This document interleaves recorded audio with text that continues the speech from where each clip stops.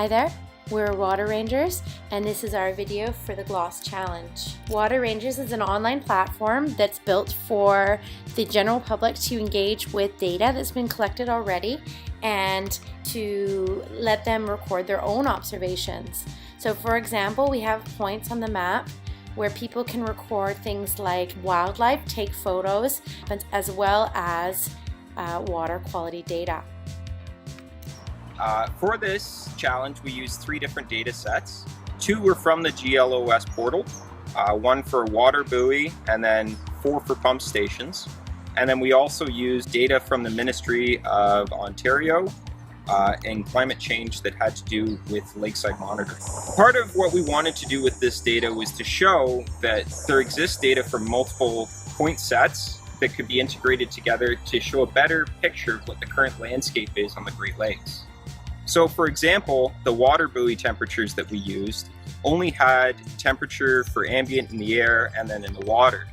And then the pump stations didn't have temperature at all.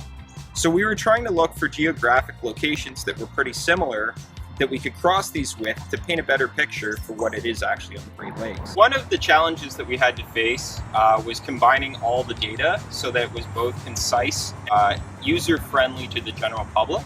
Part of the process we did for this was averaging out multiple entries. So for example, that was what came from the Ontario government. They did 4 samplings for each observation.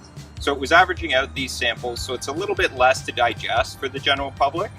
And then using the GLOS portal, most of the data from both the buoys and the stations were taken over the course of a day, up to about 48 for the day. We actually just took it at the same time every day and then translated that into a smaller data set. So that's a lot of data. The original files had 57,000 lines for a pump station, 20,000 for Lake Superior, about the same for all the other ones. All of these are at the exact same moment. We can combine them all into one individual day at one location. And that's what we did for the Great Lakes nearshore areas. We wanted to get things that were close to the GLOS data so that we could see how these different data sets overlapped. And that's one of our missions. So you can see that this actually translates to the pH, conductivity, alkalinity. There isn't any water temperature, and actually water temperature is very important for determining what these values mean. And what we can do is we can actually zoom in to different data points for the GLOS data. And look at this data set, isn't this exciting? You can see the water temperature, the air temperature, and the conductivity.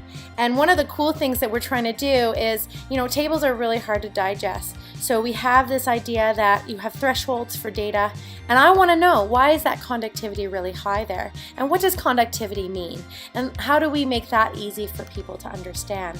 But then at the same time, it's really important that these data sets feel like they come from different sources. So this is from Limnotech, and you can see that they have their own protocol here. But then you're also part of a bigger group, and this is something that we've been working on for this challenge, is creating these sort of map views and being able to filter the maps by a whole group's location. And as you can see, we have other users, and here's the temperature one.